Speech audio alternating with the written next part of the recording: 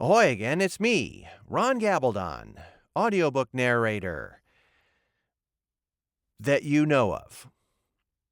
Welcome to part 4 of Hocus Pocus by Kurt Vonnegut. I think in part 3, if you've been listening, is the part where it starts getting infuriating. When Eugene Debs Hartke is fired from his position as the professor of physics at Tarkington College because of the secret recordings of just insufferable little twerp, Kimberly Wilder, whose father is a well-known radio and television conservative personality.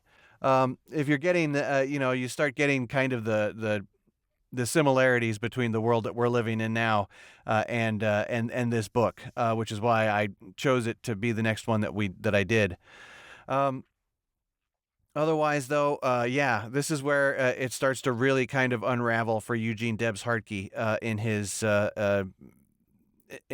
his firing, and how he ends up working over at the Athena prison. Also, by now you've learned what a carillon is.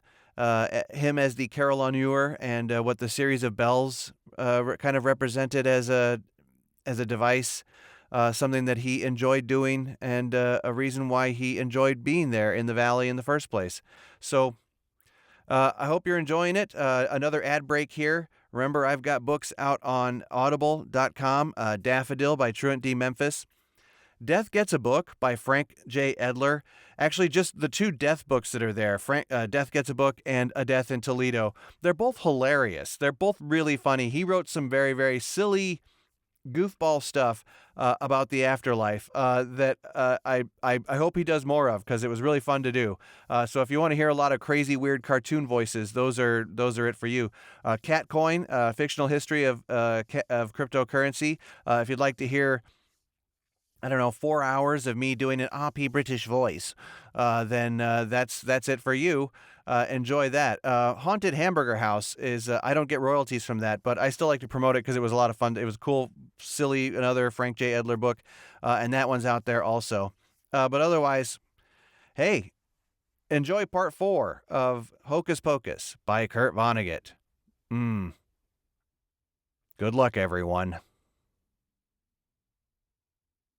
Hocus Pocus by Kurt Vonnegut, Part 4, Chapters 17 through 24, read by Ron Gabaldon. 17. There was one trustee I was sure was my friend. He would have found what I said on tape funny and interesting, but he wasn't there. His name was Ed Bergeron, and we had had a lot of good talks about the deterioration of the environment and the abuses of trust in the stock market and the banking industry and so on. He could top me for pessimism any day. His wealth was as old as the Mellencamp's and was based on ancestral oil fields and coal mines and railroads, which he had sold to foreigners in order to devote himself full-time to nature study and conservation. He was president of the Wildlife Rescue Federation, and his photographs of wildlife on the Galapagos Islands had been published in National Geographic. The magazine gave him the cover, too, which showed a marine iguana digesting seaweed in the sunshine, right next to a skinny penguin, who was no doubt having thoughts about entirely different issues of the day, whatever was going on that day. Not only was Ed Bergeron my doomsday pal, he was also a veteran of several debates about environmentalism with Jason Wilder on Wilder's TV show. I haven't found a tape of any of those ding-dong head-to-heads in this library, but there used to be one at the prison. It would bob up about every 6 months on the TV sets there, which were running all the time. In it, I remember, Wilder said that the trouble with conservationists was that they never considered the cost in terms of jobs and living standards of eliminating fossil fuels, or doing something with garbage other than dumping it in the ocean and so on. Ed Bergeron said to him, "Good, then I can write the epitaph for this once salubrious blue-green orb." he meant the planet. Wilder gave him his supercilious, vulpine, patronizing, silky debater's grin. A majority of the scientific community, he said, would say, if I'm not mistaken, that an epitaph would be premature by several thousand years. That debate took place maybe 6 years before I was fired, which would be back in 1985, and I don't know what scientific community he was talking about. Every kind of scientist, all the way down to chiropractors and podiatrists, was saying we were killing the planet fast. "You want to hear the epitaph?" said Ed Bergeron. "If we must," said Wilder, and the grin went on and on. "I have to tell you, though, that you are not the first person to say the game was all over for the human race. I'm sure that even in Egypt, before the first pyramid was constructed, there were men who attracted a following by saying, 'It's all over now.' What is different about now as compared with Egypt before the first pyramid was built," Ed began, "and before the Chinese invented printing, and before Columbus discovered America," Jason Wilder interjected. "Exactly," said Bergeron. "The difference is that we have the misfortune of knowing what's really going on," said Bergeron, "which is no fun at all. And this has given rise to a whole new class of preening, narcissistic quacks like yourself, who say in the service of rich and shameless polluters that the state of the atmosphere and the water and the topsoil on which all life depends is as debatable as how many angels can dance on the fuzz of a tennis ball." He was angry. When this old tape was played at Athena before the Great Escape, it kindled considerable interest. I watched it and listened with several students of mine. Afterward, one of them said to me, "Who right, Professor, beard or mustache?" Wilder had a mustache. Bergeron had a beard. "Beard," I said. That may have been almost the last word I said to a convict before the prison break. Before my mother-in-law decided that it was at last time to talk about her big pickerel. Bergeron's epitaph for the planet, I remember, which he said should be carved in big letters in a wall of the Grand Canyon for the flying saucer people to find, was this: "We could have saved it, but we were too doggone cheap." Only, he didn't say doggone. But I would never see or hear from Ed Bergeron again. He resigned from the board soon after I was fired, and so would miss being taken hostage by the convicts. It would have been interesting to hear what he had to say to and about that particular kind of captor. One thing he used to say to me, and to a class of mine he spoke to one time, was that man was the weather now. Man was the tornadoes. Man was the hailstones. Man was the floods. So he might have said that Scipio was Pompeii, and the escapees were a lava flow. He didn't resign from the board on account of my firing. He had at least 2 personal tragedies, one right on top of the other. A company he inherited made all sorts of products out of asbestos, whose dust proved to be as carcinogenic as any substance yet identified, with the exception of epoxy cement and some of the radioactive stuff accidentally turned loose in the air and aquifers around nuclear weapons factories and power plants. He felt terrible about this, he told me, although he had never laid eyes on any of the factories that made this stuff. He sold them for practically nothing, since the company in Singapore that bought them got all the lawsuits along with all the machinery and buildings, and an inventory of finished materials which was huge and unsaleable in this country. The people in Singapore did what Ed couldn't bring himself to do, which was to sell all those floor tiles and roofing and so on to emerging nations in Africa. And then his son Bruce, Tarkington class of '85, who was a homosexual, joined the Ice Capades as a chorus boy. That was all right with Ed, who understood that some people were born homosexual and that was that. And Bruce was so happy with the ice show. He was not only a good skater, but maybe the best male or female dancer at Tarkington. Bruce used to come over to the house and dance with my mother-in-law sometimes, just for the sake of dancing. He said she was the best dance partner he had ever had, and she returned the compliment. I didn't tell her when, 4 years after he graduated, he was found strangled with his own belt, and with something like 100 stab wounds, in a motel outside of Dubuque. So, there was Dubuque again. 18. Shakespeare. I think William Shakespeare was the wisest human being I ever heard of. To be perfectly frank, though, that's not saying much. We are impossibly conceited animals, and actually dumb as heck. Ask any teacher. You don't even have to ask a teacher. Ask anybody. Dogs and cats are smarter than we are. If I say that the trustees of Tarkington College were dummies, and that the people who got us involved in the Vietnam War were dummies, I hope it is understood that I consider myself the biggest dummy of all. Look at where I am now, and look how hard I worked to get here, and nowhere else. Bingo! And if I feel that my father was a horse's fundament, and my mother was a horse's fundament, what can I be but another horse's fundament? Ask my kids, both legitimate and illegitimate. They know. I didn't have a Chinaman's chance with the trustees, if I may be forgiven a racist cliché.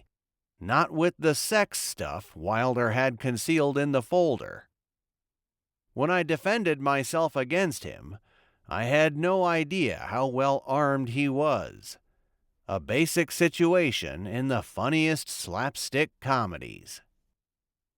I argued that it was a teacher's duty to speak frankly to students of college age about all sorts of concerns of humankind, not just the subject of a course as stated in the catalog.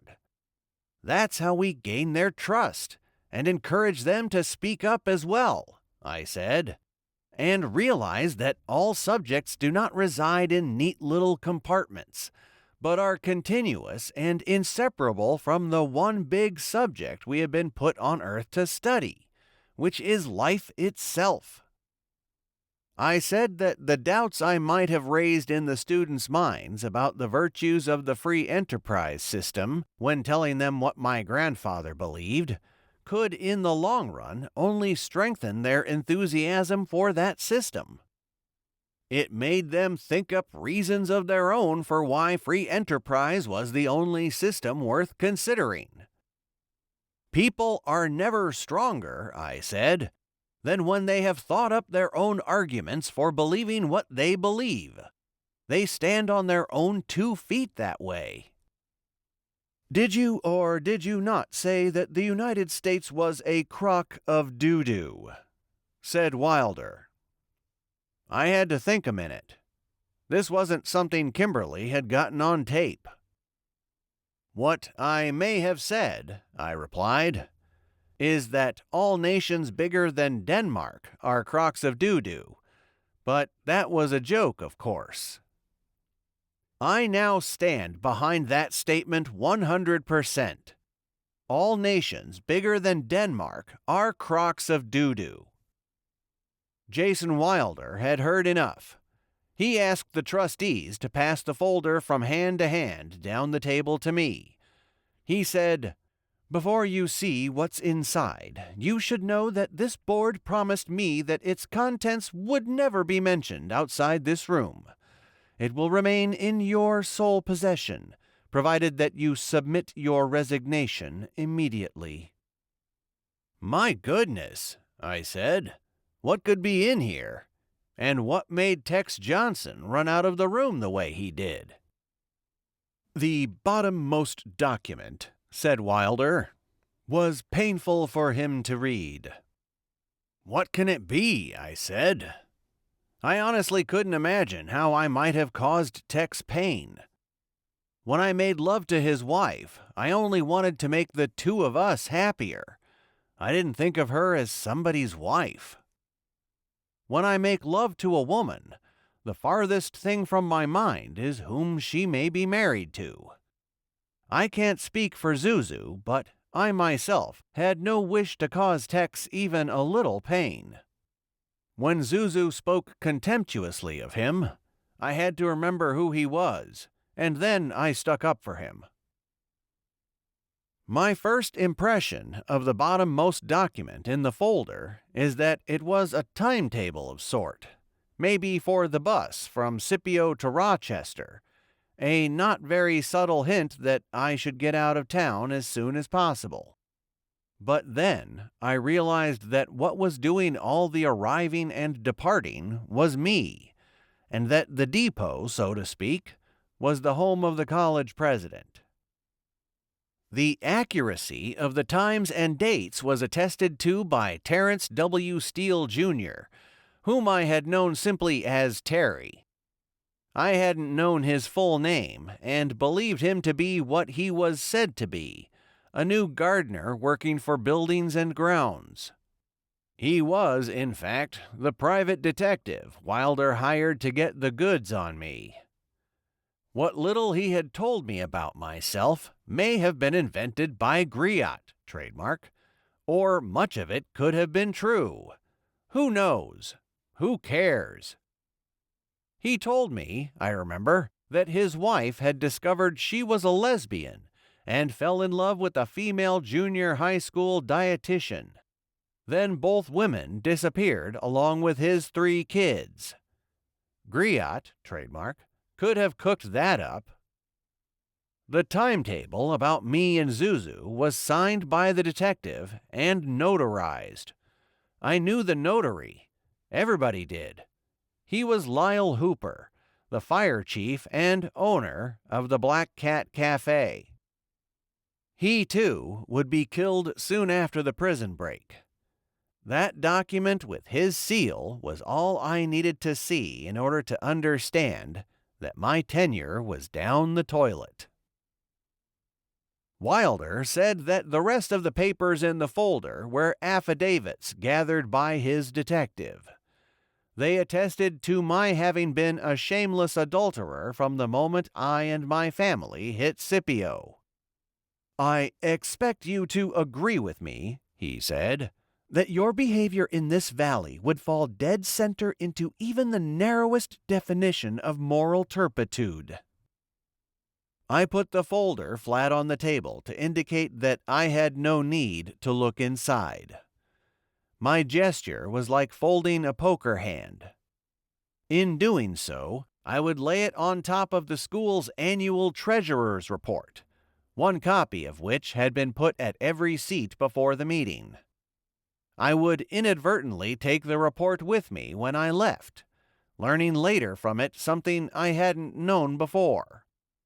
The college had sold all its property in the town below, including the ruins of the brewery, and the wagon factory, and the carpet mills, and the land under the Black Cat Cafe, to the same Japanese corporation which owned the prison. And then the treasurer had put the proceeds of the sale, less real estate commissions and lawyers' fees, into preferred stock in microsecond arbitrage. "This is not a happy moment in my life," said Wilder. "Nor mine," I said. "Unfortunately for all of us," he said, "the moving finger writes, and having writ, moves on." "You said a mouthful," I said. Now, the chairman of the board, Robert Mellencamp, spoke up. He was illiterate, but legendary among Tarkingtonians, and no doubt back home too for his phenomenal memory. Like the father of the founder of the college, his ancestor, he could learn by heart anything that was read out loud to him 3 times or so. I knew several convicts at Athena, also illiterate, who could do that too. He wanted to quote Shakespeare now. "I want it on the record," he said, "that this has been an extremely painful episode for me as well." And then he delivered this speech from Shakespeare's Romeo and Juliet, in which the dying Mercutio, Romeo's gallant and witty best friend, describes the wound he received in a duel. "No, 'tis not so deep as a well, nor so wide as a church door, but 'tis enough. 'Twill serve. Ask for me tomorrow, and you shall find me a grave man. I am peppered, I warrant, for this world. A plague on both your houses." The two houses, of course, were the Montagues and the Capulets, the feuding families of Romeo and Juliet, whose nitwit hatred would indirectly cause Mercutio's departure for paradise. I have lifted this speech from Bartlett's familiar quotations. If more people would acknowledge that they got their pearls of wisdom from that book instead of the original, it might clear the air. If there really had been a Mercutio, and if there really were a paradise, Mercutio might be hanging out with teenage Vietnam draftee casualties now, talking about what it felt like to die for other people's vanity and foolishness. 19. When I heard a few months later, after I had gone to work at Athena, that Robert Mellencamp had been wiped out and then some by microsecond arbitrage and had had to sell his boats and his horses and his El Greco and all that, I assumed he quit the board. Tarkington's trustees were expected to give a lot of money to the college every year. Otherwise, why would Lowell Chung's mother, who had to have everything that was said at meetings translated into Chinese, have been tolerated as a member of the board? Actually, I don't think Mrs. Chung would have become a member if another trustee, a Caucasian Tarkington classmate of Mellencamp's, John W. Fedders, Jr., hadn't grown up in Hong Kong, and so could serve as her interpreter. His father was an importer of ivory and rhinoceros horns, which many Orientals believed to be aphrodisiacs. He also traded, it was suspected, in industrial quantities of opium. Fedders was perhaps the most conceited man I ever saw out of uniform. He thought his fluency in Chinese made him as brilliant as a nuclear physicist, as though 1 billion other people, including no doubt 1 million morons, couldn't speak Chinese. When I met with the trustees 2 years ago, and they had become hostages in the stable, I was surprised to see Mellencamp. He had been allowed to stay on the board, even though he didn't have a nickel. Mrs. Chung had dropped out by then. Fedders was there. Wilder, as I've said, had since become a trustee. There were some other new trustees I didn't know.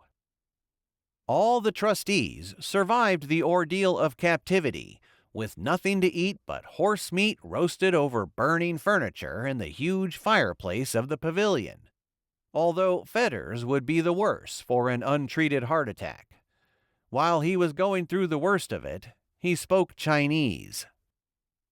I wouldn't be under indictment now if I hadn't paid a compassionate visit to the hostages. They wouldn't have known that I was within 1,000 kilometers of Scipio. But when I appeared to them, seemingly free to come and go as I pleased, and treated with deference by the black man who was actually guarding me, they jumped to the conclusion that I was the mastermind behind the Great Escape. It was a racist conclusion, based on the belief that black people couldn't mastermind anything. I will say so in court. In Vietnam, though, I really was the mastermind. Yes, and that still bothers me.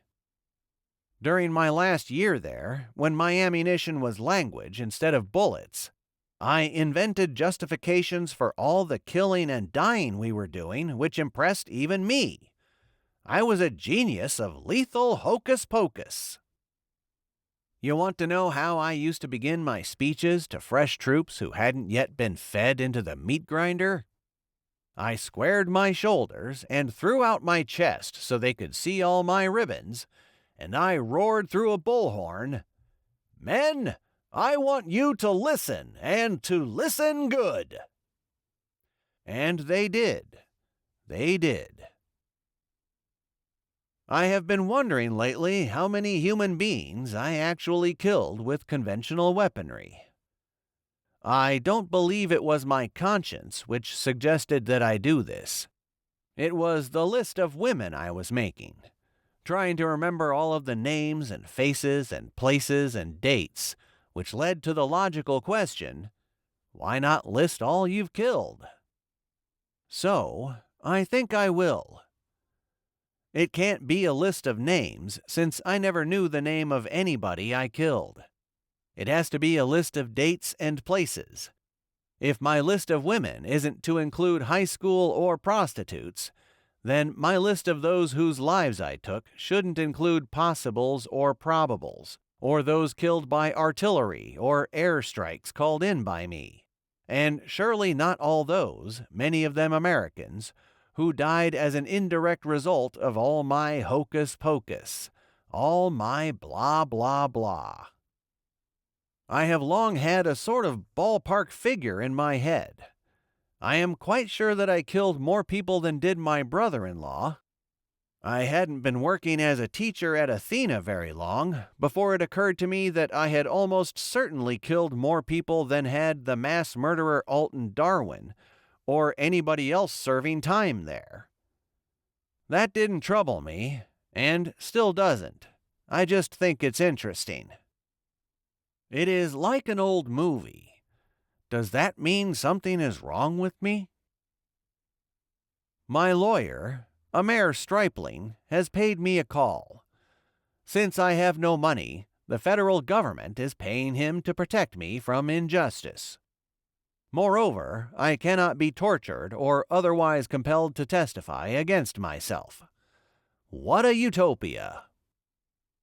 Among my fellow prisoners here, and the thousands upon thousands of those across the lake, you better believe there's a lot of jubilation about the Bill of Rights. I told my lawyer about the 2 lists I'm making. How can he help me if I don't tell him everything? "Why are you making them?" he said. "To speed things up on Judgment Day," I said. "I thought you said you were an atheist," he said. He was hoping the prosecuting attorney wouldn't get wind of that. "You never know," I said. "I'm Jewish," he said. "I know that, and I pity you," I said. "Why do you pity me?" he said. I said, "You're trying to get through life with only half a Bible. That's like trying to get from here to San Francisco with a road map that stops at Dubuque, Iowa." I told him I wanted to be buried with my 2 lists so that if there really was going to be a judgment day, I could say to the judge, "Judge, I have found a way to save you some precious time in eternity. You don't have to look me up in the book in which all things are recorded. Here's a list of my worst sins. Send me straight to hell, and no argument." He asked to see the 2 lists, so I showed him what I had written down so far. He was delighted, and especially by their messiness. There were all sorts of marginal notes about this or that woman, or this or that corpse. "The messier the better," he said. "How so?" I said. And he said, "Any fair-minded jury looking at them will have to believe that you are in a deeply disturbed mental state, and probably have been for quite some time. They will already believe that all you Vietnam veterans are crazy because that's their reputation." "But the lists aren't based on hallucinations," I protested. "I'm not getting them from a radio set the CIA or the flying saucer people put into my skull while I was sleeping. It all really happened. All the same, he said serenely. All the same. All the same. 20. After Robert Mellencamp, broke and didn't know it, said so grandly, "A plague on both your houses," Jason Wilder commented that he did not feel, in the case under discussion, my case, that two houses were involved. "I don't believe there's two of anything involved," he said. "I venture to say that even Mr. Hartke now agrees that this board cannot conceive of any alternative to accepting his resignation. Am I right, Mr. Hartke?" I got to my feet. "This is the second worst day of my life," I said. "The first was the day we got kicked out of Vietnam. Shakespeare has been quoted twice so far. It so happens that I can quote him too. I have always been bad at memorizing, but I had an English teacher in high school who insisted that everyone in her class know his most famous lines by heart. I never expected to speak them as being meaningful to me in real life, but now's the time. Here goes. To be or not to be, that is the question. Whether 'tis nobler in the mind to suffer the slings and arrows of outrageous fortune, or to take arms against a sea of troubles, and by opposing end them? To die, to sleep no more, and by a sleep to say we end the heartache and the thousand natural shocks that flesh is heir to. 'Tis a consummation devoutly to be wished. To die, to sleep, perchance to dream. Aye, there's the rub. For in that sleep of death what dreams may come when we have shuffled off this mortal coil must give us pause. There was more to that speech, of course, but that was all the teacher, whose name was Mary Pratt, required us to memorize. Why overdo? It was certainly enough for the occasion, raising as it did the specter of having yet another Vietnam veteran on the faculty killing himself on school property. I fished the key to the bell tower from my pocket and threw it into the middle of the circular table.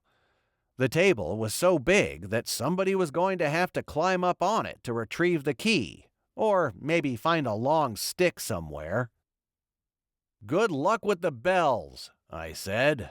I was out of there. I departed Somoza Hall by the same route Tex Johnson had taken. I sat down on a bench at the edge of the quadrangle, across from the library, next to the senior walk.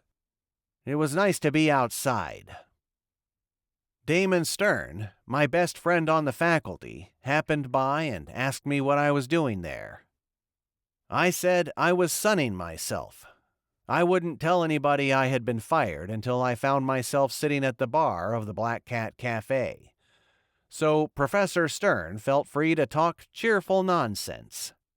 He owned a unicycle, and he could ride it, and he said he was considering riding it in the academic procession to the graduation ceremonies, which were then only about an hour in the future. I'm sure there are strong arguments on both sides, I said. He had grown up in Shelby, Wisconsin, where practically everybody, including grandmothers, could ride a unicycle. The thing was, a circus had gone broke while playing Shelby 60 years earlier, and had abandoned a lot of its equipment, including several unicycles. So more and more people there learned how to ride them, and ordered more unicycles for themselves and their families. So, Shelby became, and remains today, so far as I know, the unicycling capital of the world. Do it, I said. You've convinced me, he said. He was happy.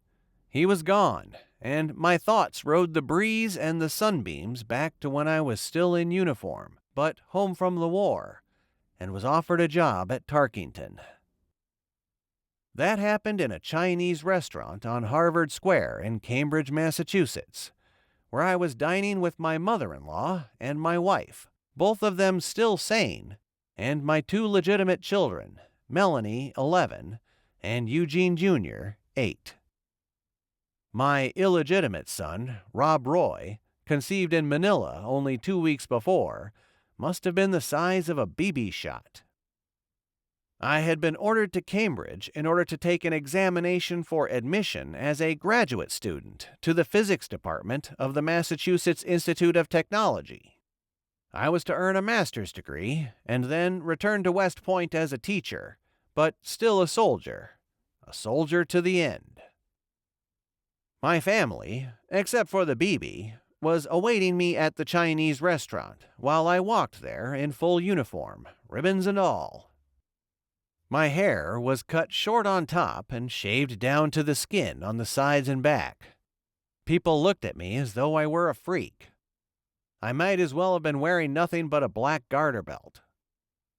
That was how ridiculous men in uniform had become in academic communities, even though a major part of Harvard's and MIT's income came from research and development having to do with new weaponry.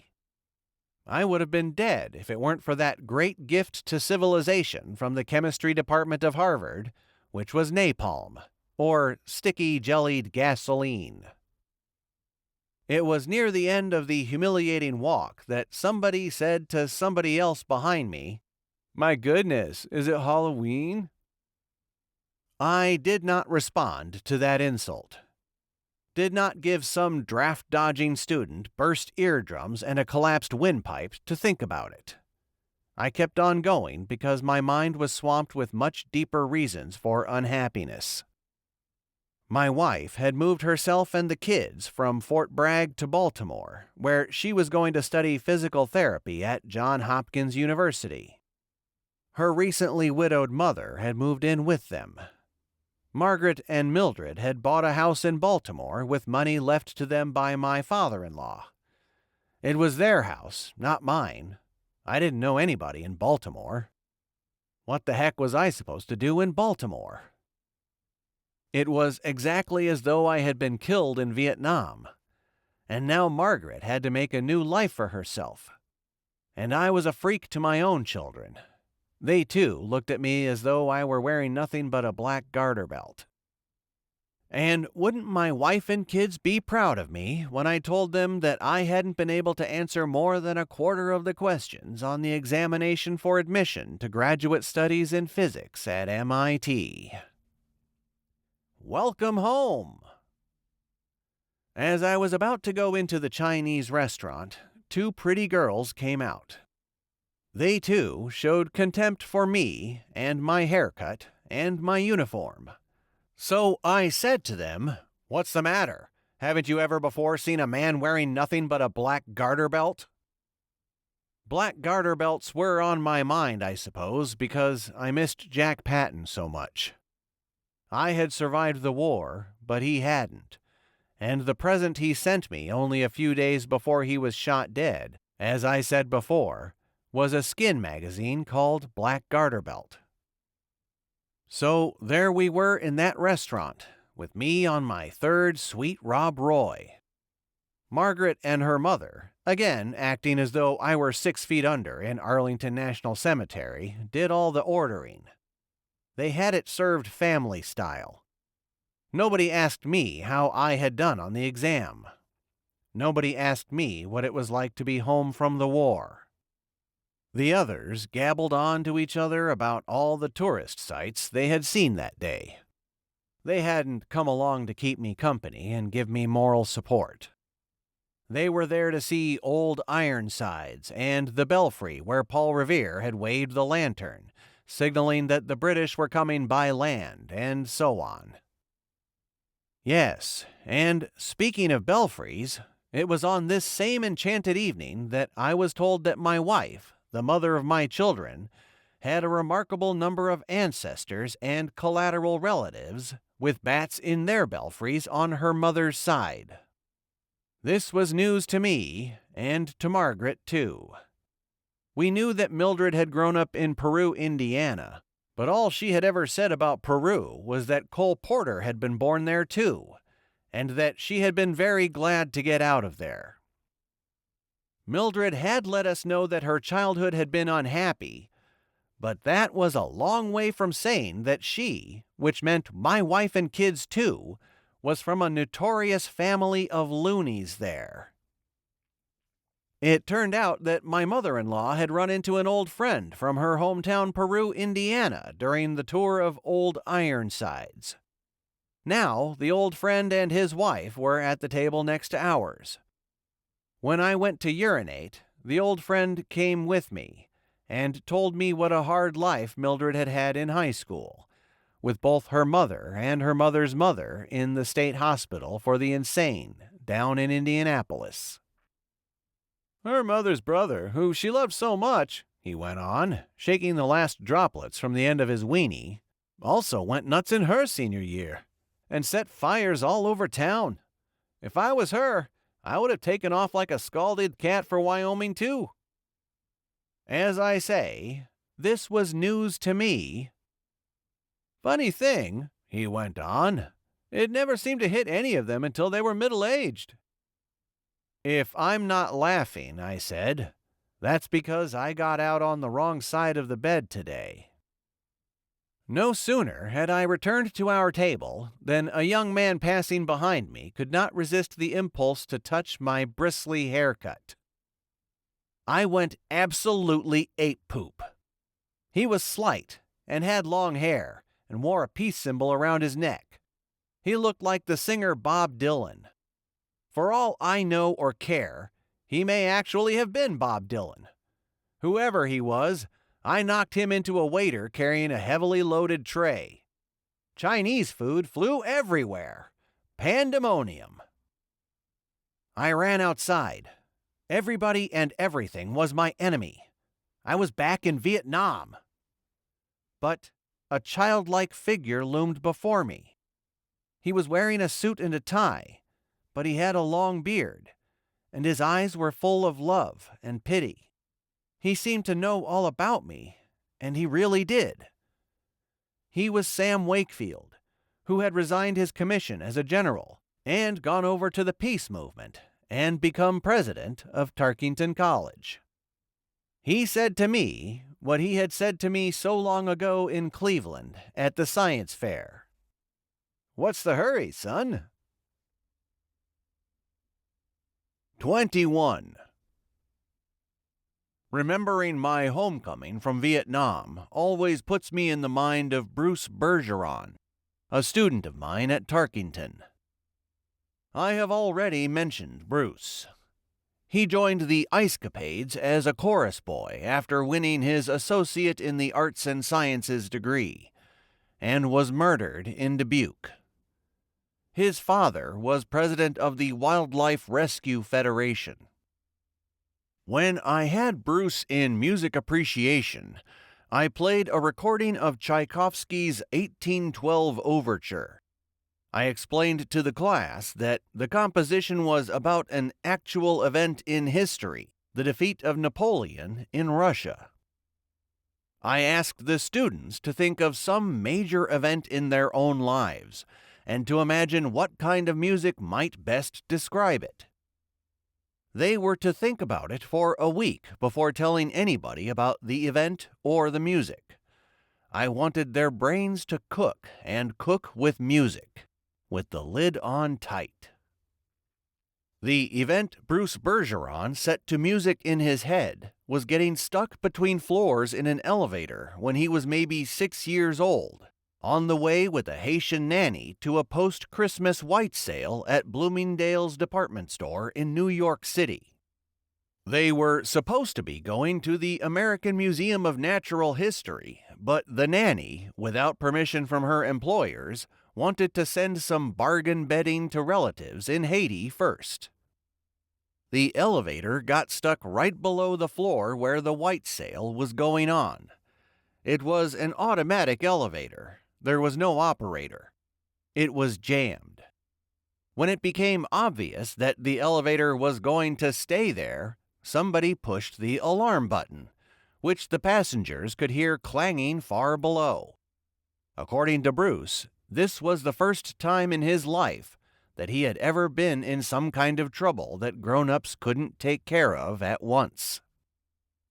There was a two-way speaker in the elevator, and a woman's voice came on, telling the people to stay calm. Bruce remembered that she made this particular point. Nobody was to try to climb out through the trap door in the ceiling.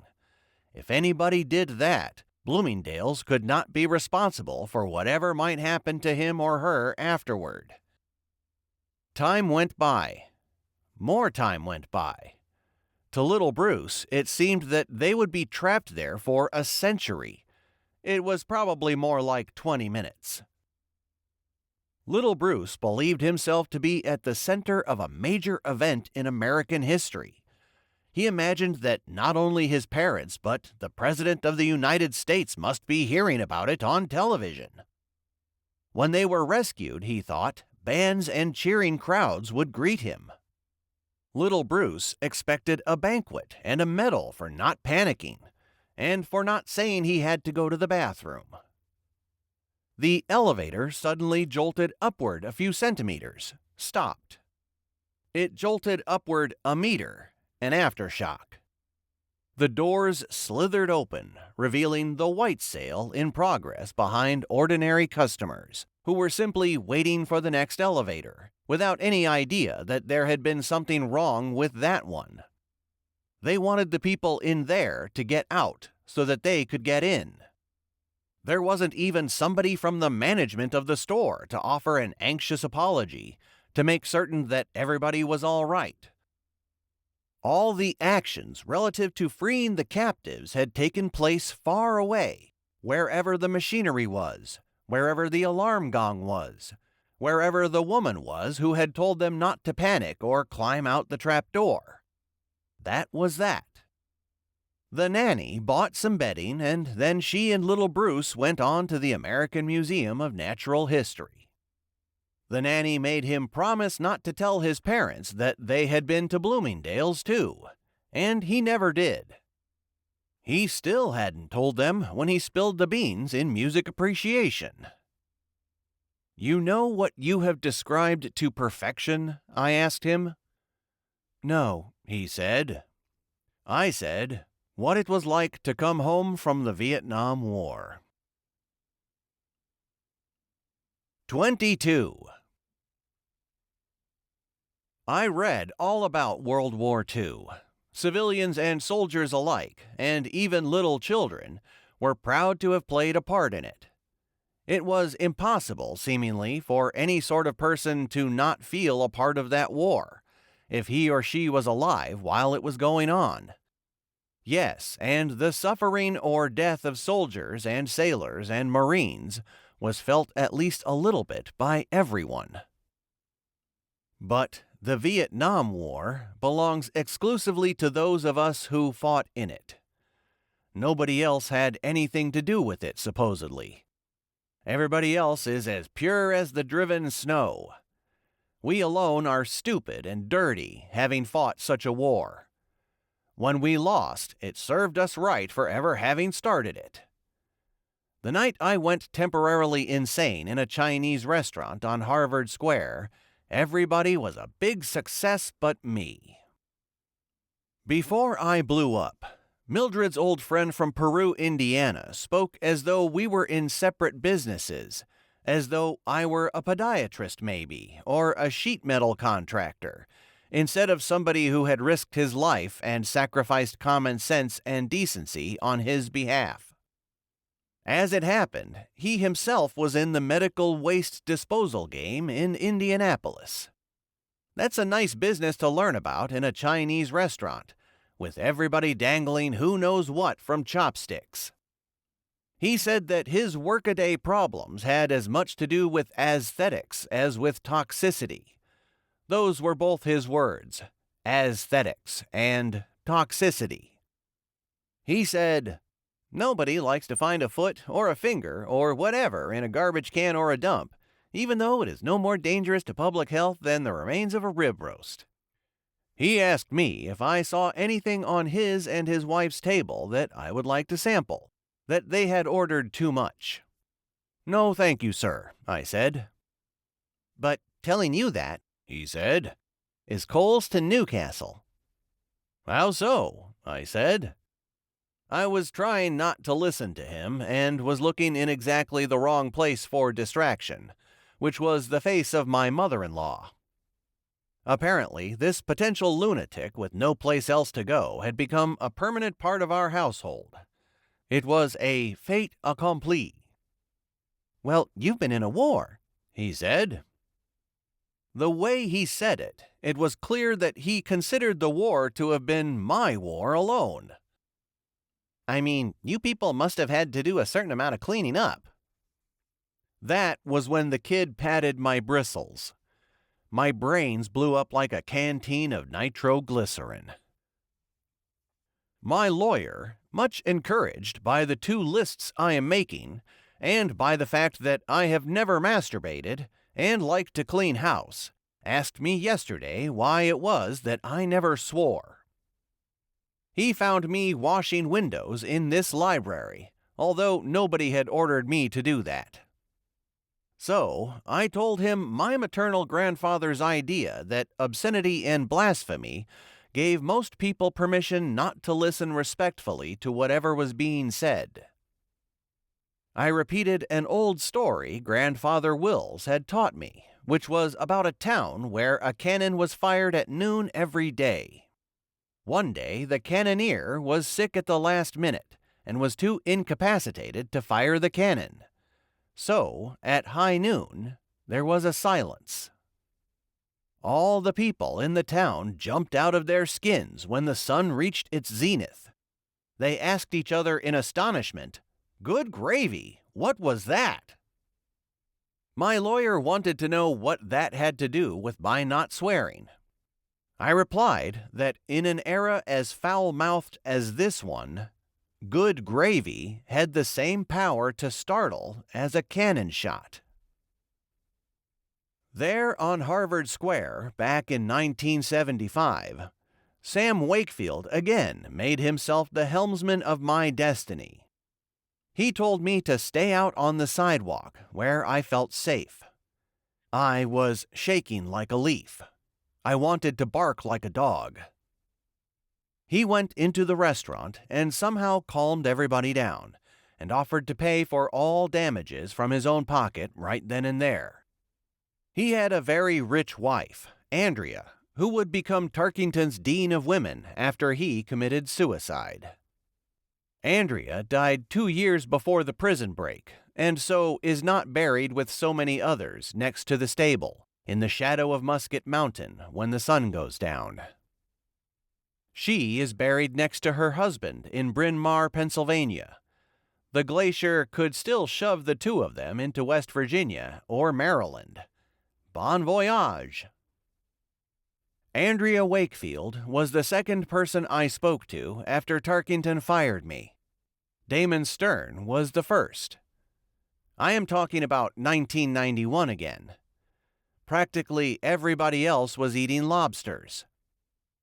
Andrea came up to me after meeting Stern farther down on the senior walk. "I thought you would be in the pavilion eating lobster," she said. "Not hungry," I said. "I can't stand it that they're boiled alive," she said. "You know what Damon Stern just told me?" "I'm sure it was interesting," I said. "During the reign of Henry VIII of England," she said, "counterfeiters were boiled alive." "Showbiz," I said. "Were they boiled alive in public?" "He didn't say," she said. "And what are you doing here?" "Enjoying the sunshine," I said. She believed me. She sat down next to me. She was already wearing her academic gown for the faculty parade to graduation. Her cowl identified her as a graduate of the Sorbonne in Paris, France. In addition to her duties as dean, dealing with unwanted pregnancies and drug addiction and the like, she also taught French and Italian and oil painting. She was from a genuinely distinguished old Philadelphia family, which had given civilization a remarkable number of educators and lawyers and physicians and artists. She actually may have been what Jason Wilder and several of Tarkington's trustees believed themselves to be. Obviously, the most highly evolved creatures on the planet. She was a lot smarter than her husband. I always meant to ask her how a Quaker came to marry a professional soldier, but I never did. Too late now. Even at her age then, which was about 60, 10 years older than me, Andrea was the best figure skater on the faculty. I think figure skating, if Andrea Wakefield could find the right partner, was eroticism enough for her. General Wakefield couldn't skate for sour apples. The best partner she had on ice at Tarkington, probably, was Bruce Bergeron, the boy who was trapped in an elevator at Bloomingdale's, who became the youth who couldn't get into any college but Tarkington, who became the man who joined the chorus of an ice show, and then was murdered by somebody who presumably hated homosexuals, or loved one too much. Andrea and I had never been lovers. She was too contented and old for me. "I want you to know I think you're a saint," said Andrea. "How so?" I said. "You're so nice to your wife and mother-in-law." "It's easier than what I did for presidents and generals and Henry Kissinger," I said. "But this is voluntary," she said. "So was that," I said. I was real gung-ho. "When you realize how many men nowadays dissolve their marriages when they become the least bit inconvenient or uncomfortable," she said, "all I can think is that you're a saint." "They didn't want to come up here, you know," I said. "They were very happy in Baltimore, and Margaret would have become a physical therapist." "It isn't this valley that made them sick, is it?" she said. "It isn't this valley that made my husband sick." "It's a clock that made them sick," I said. "It would have struck midnight for both of them, no matter where they were." "That's how I feel about Sam," she said. "I can't feel guilty." "Shouldn't," I said. "When he resigned from the army and went over to the peace movement," she said, "I think he was trying to stop the clock. Didn't work." "I miss him," I said. "Don't let the war kill you too," she said. "Don't worry," I said. "You still haven't found the money?" she said. She was talking about the money Mildred had gotten for the house in Baltimore. While Mildred was still fairly sane, she deposited it in the Scipio branch of the First National Bank of Rochester. But then she withdrew it in cash when the bank was bought by the Sultan of Brunei, without telling me or Margaret that she had done so. Then she hid it somewhere, but she couldn't remember where. "I don't even think about it anymore," I said. "The most likely thing is that somebody else found it. It could have been a bunch of kids. It could have been somebody working on the house. Whoever it was sure isn't going to say so." We were talking about $45,000 and change. "I know I should give a darn, but somehow I can't give a darn," I said. "The war did that to you," she said. "Who knows?" I said.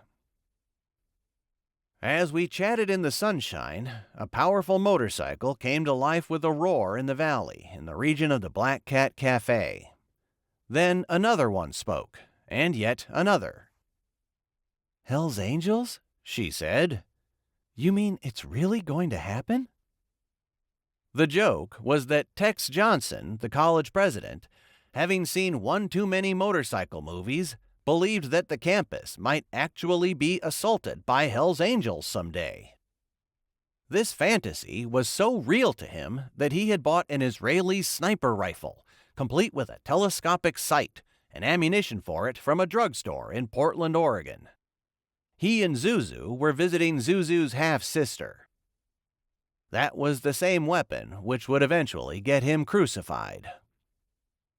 But now, Tex's anticipation of an assault by Hell's Angels didn't seem so comical after all. A mighty doomsday chorus of basso profundo two-wheelers was growing louder and louder and coming closer and closer. There could be no doubt about it.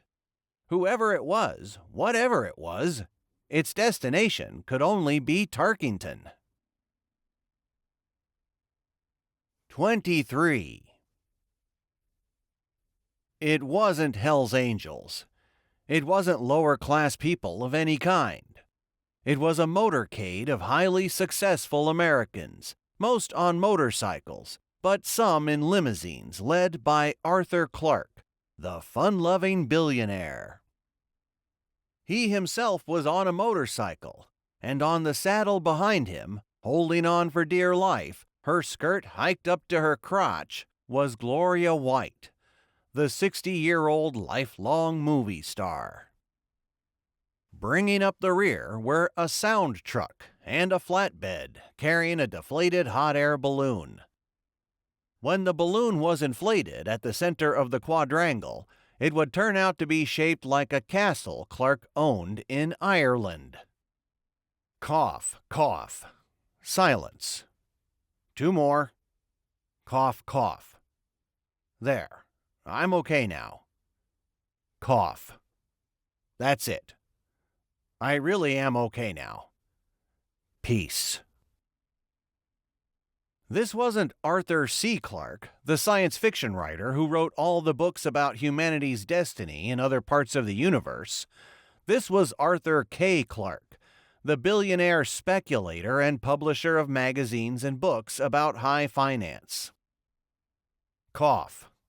I beg your pardon. A little blood this time. In the immortal words of the Bard of Avon, "Out, damned spot! Out, I say! 1, 2, why then, 'tis time to do it. Hell is murky. Fie, my lord, fie. A soldier and a feared? What need we fear who knows it, when none can call our power to account? Who would have thought the old man to have so much blood in him?" Amen. And special thanks to Bartlett's familiar quotations.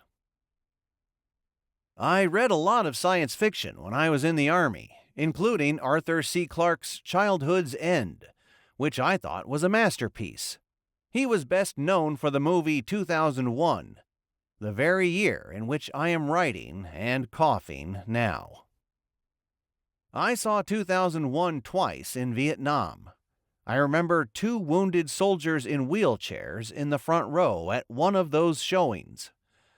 The whole front row was wheelchairs. The 2 soldiers had had their feet wrecked in some way, but they seemed to be okay from the knees on up, and they weren't in any pain. They were awaiting transportation back to the States, I guess, where they could be fitted with prostheses. I don't think either of them was older than 18. One was black and one was white. After the lights went up, I heard the black one say to the white one, "You tell me, what was that all about?" The white one said, I don't know. I'll be happy if I can just get back to Cairo, Illinois." He didn't pronounce it Cairo, he pronounced it Cairo. My mother-in-law from Peru, Indiana, pronounces the name of her hometown Piru, not Peru. Old Mildred pronounces the name of another Indiana town, Brazil, as Brazil. Arthur K. Clarke was coming to Tarkington to get an honorary Grand Contributor to the Arts and Sciences degree. The college was prevented by law from awarding any sort of degree which sounded as though the recipient had done serious work to get it. Paul Slazenger, the former writer-in-residence, I remember, objected to real institutions of higher learning giving honorary degrees with the word doctor in them anywhere. He wanted them to use panjandrum instead. When the Vietnam War was going on, though, a kid could stay out of it by enrolling at Tarkington. As far as draft boards were concerned, Tarkington was as real a college as MIT.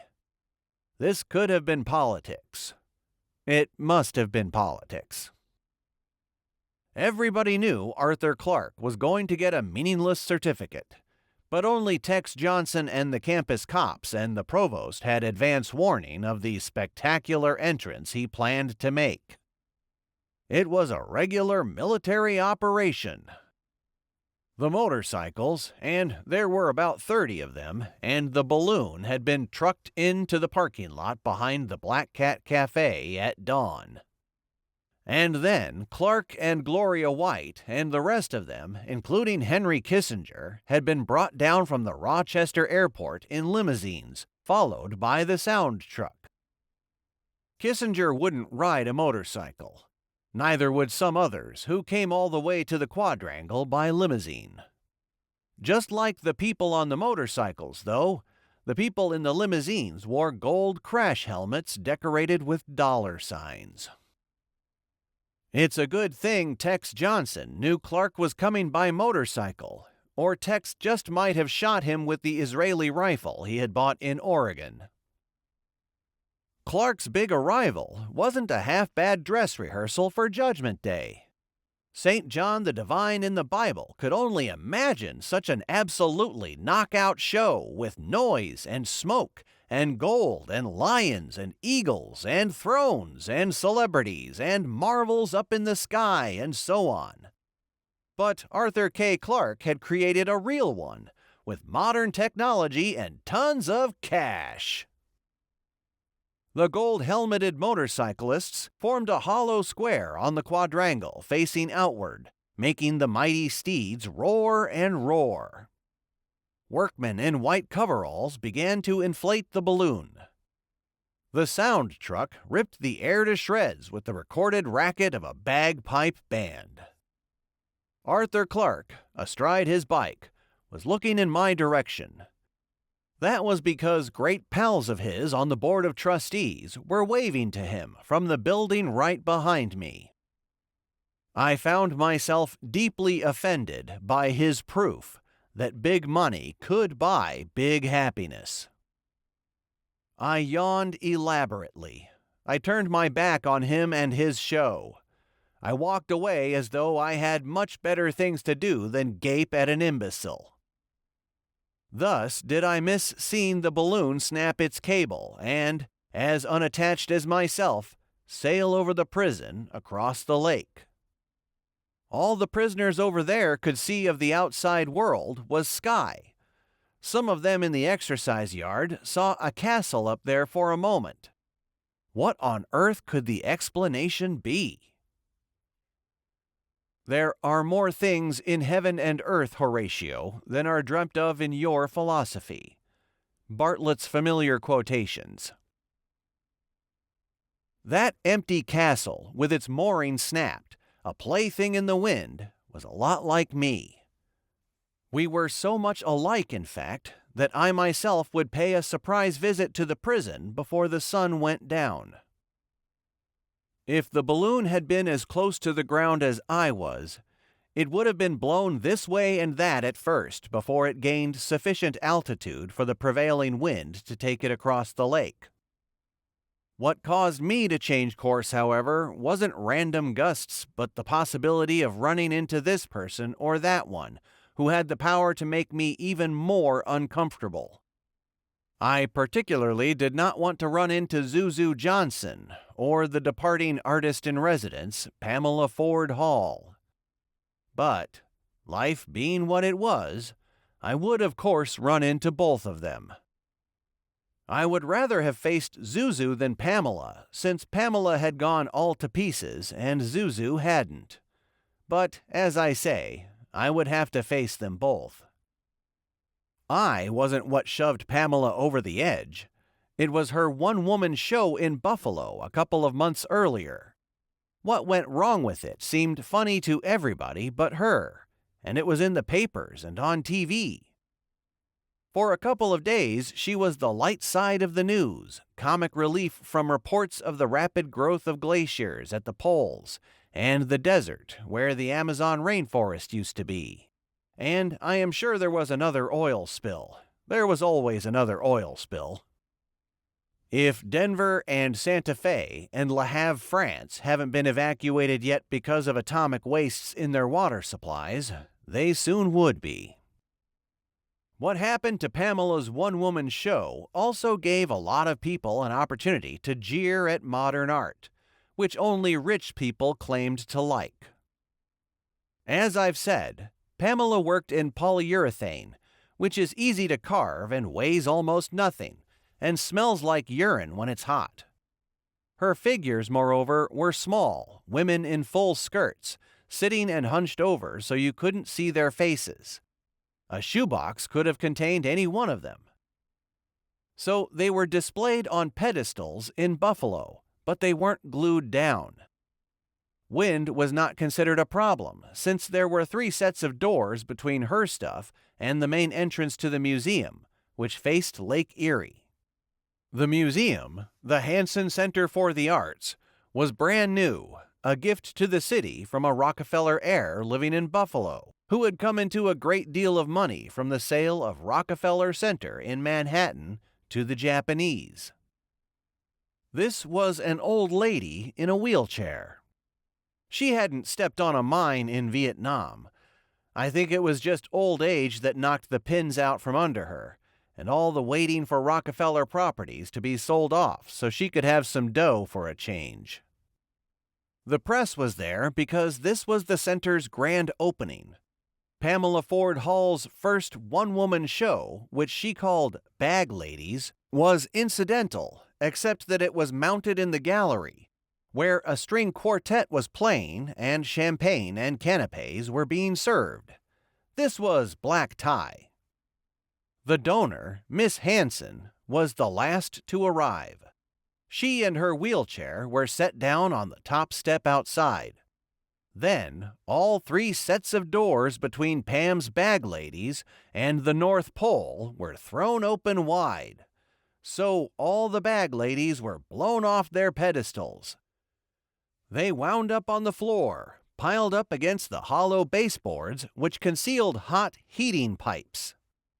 TV cameras caught everything but the smell of hot polyurethane. What a relief from mundane worries! Who says the news has to be nothing but grim day after day? 24. Pamela was sulking next to the stable. The stable wasn't in the shadow of Musket Mountain yet. It would be another 7 hours before the sun went down. This was years before the prison break, but there were already 2 bodies and 1 human head buried out that way. Everybody knew about the 2 bodies, which had been interred with honors and topped with a tombstone. The head would come as a complete surprise when more graves were dug with a backhoe at the end of the prison break. Whose head was it? The 2 bodies everybody knew about belonged to Tarkington's first teacher of botany and German and the flute, the brewmaster Hermann Schultz and his wife Sophia. They died within 1 day of each other during a diphtheria epidemic in 1893.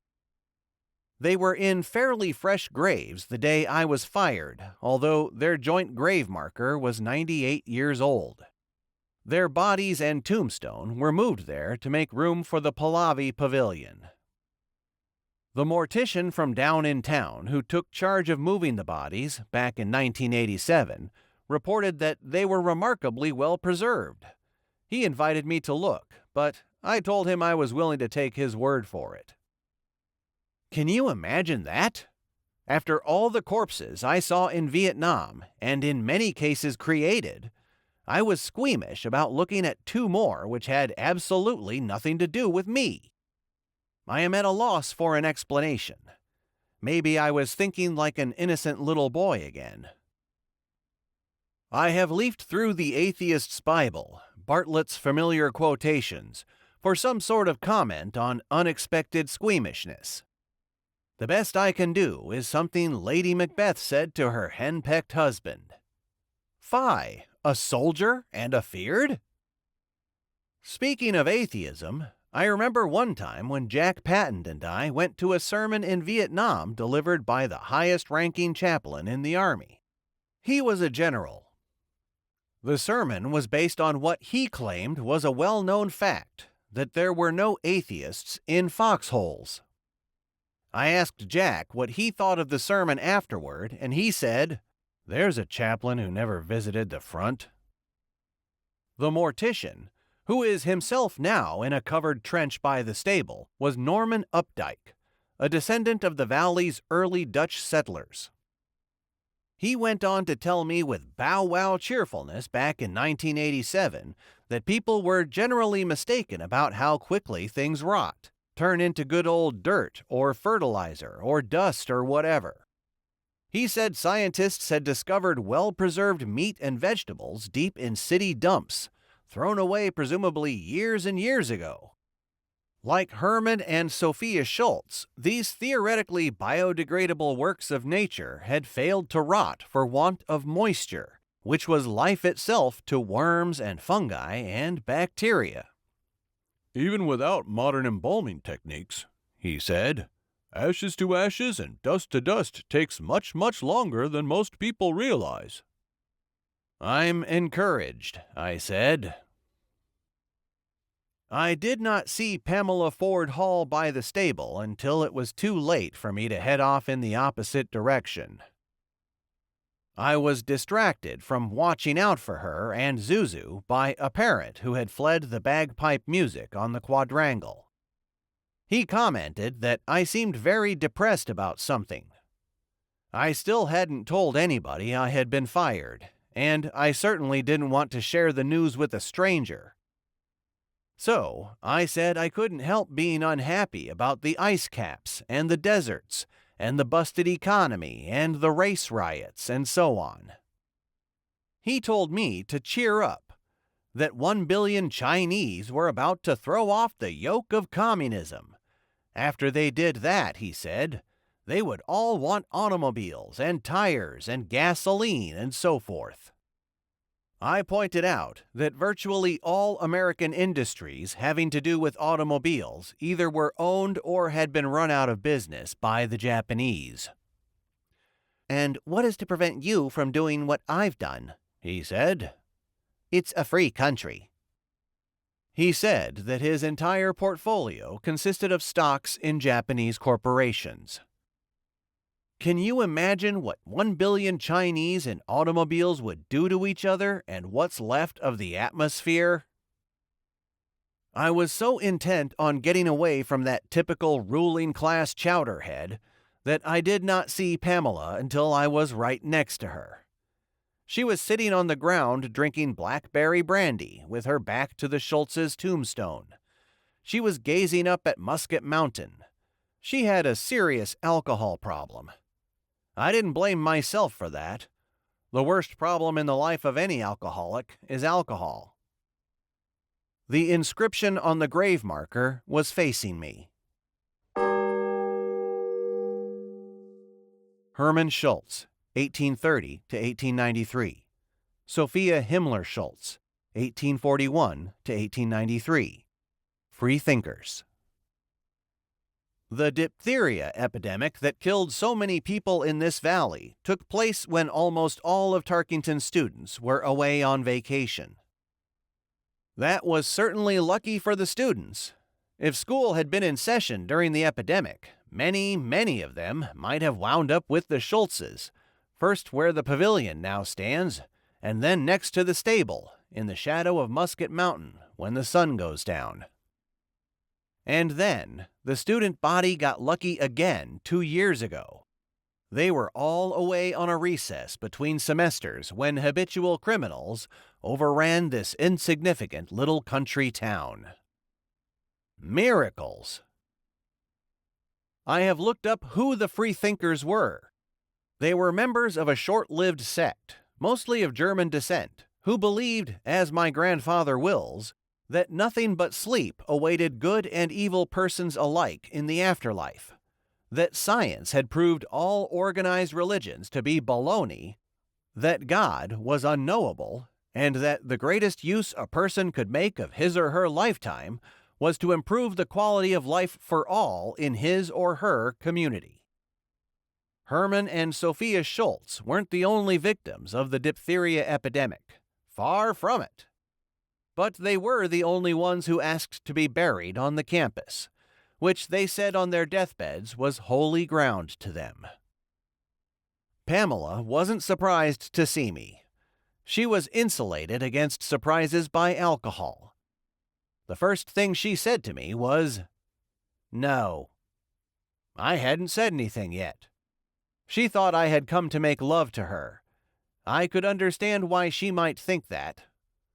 I myself had started thinking that. And then she said, "This has certainly been the best year of my life, and I want to thank you for being such a big part of it." This was irony. She was being corrosively insincere. "When are you leaving?" I said. "Never," she said. "My transmission is shot." She was talking about her 12-year-old Buick four-door sedan, which she had gotten as part of her divorce settlement from her ex-husband. He used to mock her efforts to become a serious artist, even slapping or kicking her from time to time. So he must have laughed even harder than everybody else when her one-woman show was blown off its pedestals in Buffalo. She said a new transmission was going to cost $850 down in town, and that the mechanic wanted to be paid in yen, and that he hinted that the repairs would cost a lot less if she would go to bed with him. "I don't suppose you ever found out where your mother-in-law hid the money," she said. "No," I said. "Maybe I should go looking for it," she said. "I'm sure somebody else found it and just isn't saying anything," I said. "I never asked you to pay for anything before," she said. "How about you buy me a new transmission? Then when anybody asks me, 'Where did you get that beautiful transmission?' I can answer, 'An old lover gave that to me. He is a very famous war hero, and I am not free to reveal his name.'" "Who is the mechanic?" I asked. "The Prince of Wales," she said. "If I go to bed with him, he will not only fix my transmission, he will make me the Queen of England. You never made me Queen of England." "Was it Whitey Van Arsdale?" I said. This was a mechanic down in town who used to tell everybody that he or she had a broken transmission. He did it to me with the car I had before the Mercedes, which was a 1979 Chevy station wagon. I got a second opinion, from a student actually. The transmission was fine. All I'd wanted in the first place was a grease job.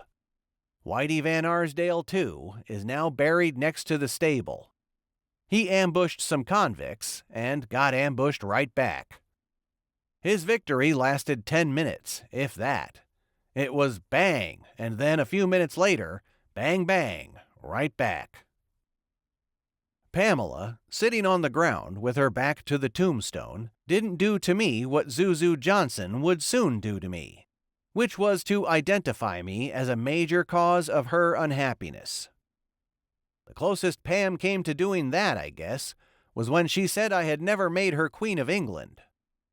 Zuzu's complaint would be that I had never seriously intended to make her my wife, despite all our talk in bed about our running off to Venice, which neither one of us had ever seen. She would open a flower shop there, I promised her, since she was so good at gardening. I would teach English as a second language, or help local glassblowers get their wares into American department stores, and so on. Zuzu was also a pretty good photographer, so I said she would soon be hanging around where the gondolas took on passengers, and selling tourists Polaroid pictures of themselves in gondolas right then and there. When it came to dreaming up a future for ourselves, we left Griot, trademark, in the dust. I considered those dreams of Venice part of lovemaking, my erotic analog to Zuzu's perfume. But Zuzu took them seriously. She was all set to go, and I couldn't go because of my family responsibilities. Pamela knew about my love affair with Zuzu, and all the hocus pocus about Venice. Zuzu told her. "You know what you ought to say to any woman dumb enough to fall in love with you?" she asked me. Her gaze was on Musket Mountain, not on me. "No," I said. And she said, "Welcome to Vietnam." She was sitting over the Schultzes in their caskets. I was standing over a severed head, which would be dug up by a backhoe in 8 years. The head had been in the ground so long that it was just a skull. A specialist in forensic medicine from the state police happened to be down here when the skull showed up in the backhoe's scoop. So he had a look at it, told us what he thought. He didn't think it was an Indian, which was my first guess. He said it had belonged to a white woman, maybe 20 years old. She hadn't been bludgeoned or shot in the head, so he would have to see the rest of the skeleton before theorizing about what might have killed her. But the backhoe never brought up another bone. Decapitation alone, of course, could have done the job. He wasn't much interested. He judged from the patina on the skull that its owner had died long before we were born. He was here to examine the bodies of people who had been killed after the prison break, and to make educated guesses about how they had died, by gunshot or whatever. He was especially fascinated by Tex Johnson's body. He had seen almost everything in his line of work, he told me, but never a man who had been crucified, with spikes through his palms and feet and all. I wanted to talk more about the skull, but he changed the subject right back to crucifixion. He sure knew a lot about it. He told me one thing I'd never realized, that the Jews, not just the Romans, also crucified their idea of criminals from time to time. Live and learn. How come I'd never heard that? Darius, king of Persia, he told me, crucified 3,000 people he thought were enemies in Babylon. After the Romans put down the slave revolt led by Spartacus, he said, they crucified 6,000 of the rebels on either side of the Appian Way. He said that the crucifixion of Tex Johnson was unconventional in several ways, besides Tex's being dead, or nearly dead, when they spiked him to timbers in the stable loft. He hadn't been whipped. There hadn't been a crossbeam for him to carry to his place of execution. There was no sign over his head saying what his crime was. And there was no spike in the upright, whose head would abrade his crotch and hindquarters as he turned this way and that, in efforts to become more comfortable.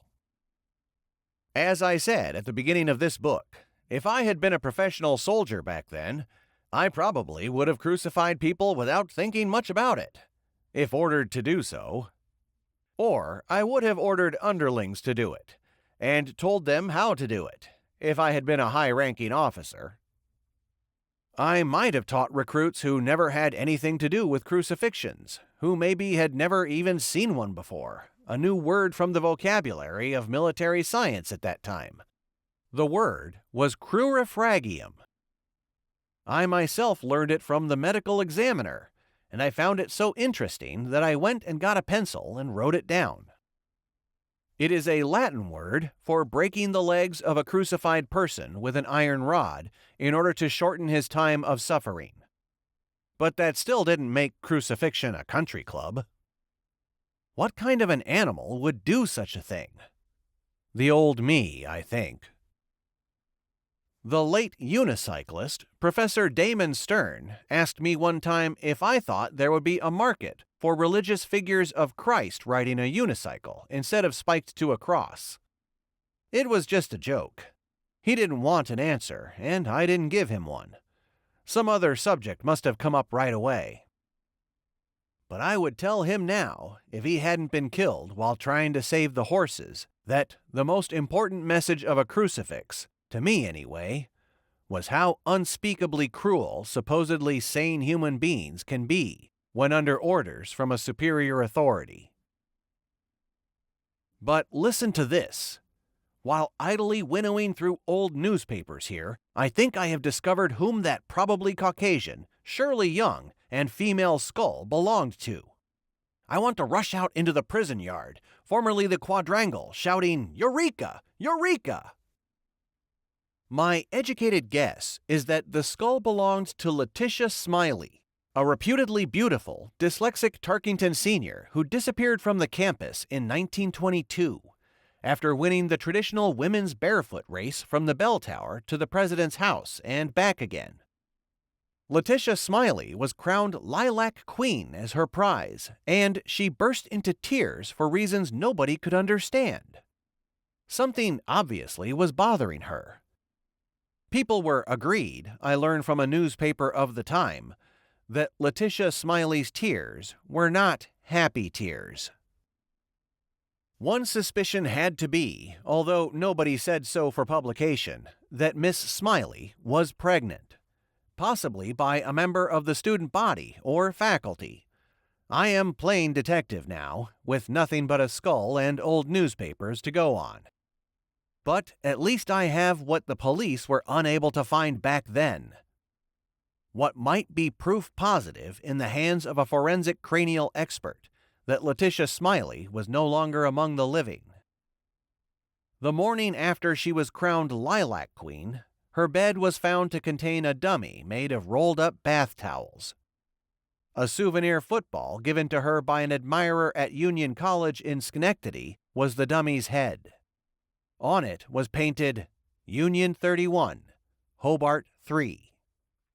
After that, thin air. A dentist would be no help in identifying the skull, since whoever owned it never had so much as a single cavity to be filled. Whoever it was had perfect teeth. Who is alive today who could tell us whether or not Letitia Smiley, who herself would be 100 years old now, in the year 2001, had perfect teeth? That was how a lot of the more mutilated bodies of soldiers in Vietnam were positively identified, by their imperfect teeth. There is no statute of limitations on murder, the most terrible crime of all, they say. But how old would her killer be by now? If he was who I think he was, he would be 135. I think he was none other than Kensington Barber, the provost of Tarkington College at the time. He would spend his last days in the state hospital for the insane up in Batavia. I think it was he, empowered to make bed checks in both the women's and the men's dormitories, who made the dummy whose head was a football. I think Letitia Smiley was dead by then. And it was a matter of public record that it was the provost who found the dummy. The medical examiner from the state police said it was odd that there was no hair still stuck to the skull. He thought it might have been scalped or boiled before it was buried, to make it that much harder to identify. And what have I discovered? That Letitia was famous in her short life for her long golden hair. The newspaper description of the race she won goes on and on about her golden hair. Yes, and the same story gives Kensington Barber as the sole source of the assertion that Letitia had been deeply troubled by a stormy romance with a much older man down in Scipio. The provost wished that he or somebody knew the name of the man so that the police could question him. In another story, Barber told a reporter that he had planned to take his family to Europe that summer, but would stay in Scipio instead, in order to do all he could to clear up the mystery of what had become of Letitia Smiley. Such dedication to duty! He had a wife and 2 kids, and he sent them to Europe without him. Since the campus was virtually deserted in the summertime, except for the maintenance staff, which took orders from him, he could easily have ensured his own privacy by sending the workmen to another part of the campus while he buried small parts of Letitia, possibly using a post-hole digger. I have to wonder, too, in light of my own experiences in public relations hocus pocus and the recent history of my government, if there weren't a lot of people back in 1922 who could put 2 and 2 together as easily as I have now. For the sake of the reputation of what had become Scipio's principal business, the college, there could have been a massive cover-up. Kensington Barber would have a nervous breakdown at the end of the summer and be committed, as I've said, to Batavia. The president of Tarkington at that time, who was Herbert Van Arsdale, no relation to Whitey Van Arsdale, the dishonest mechanic, ascribed the provost's crack-up to exhaustion brought on by his tireless efforts to solve the mystery of the disappearance of the golden-haired lilac queen.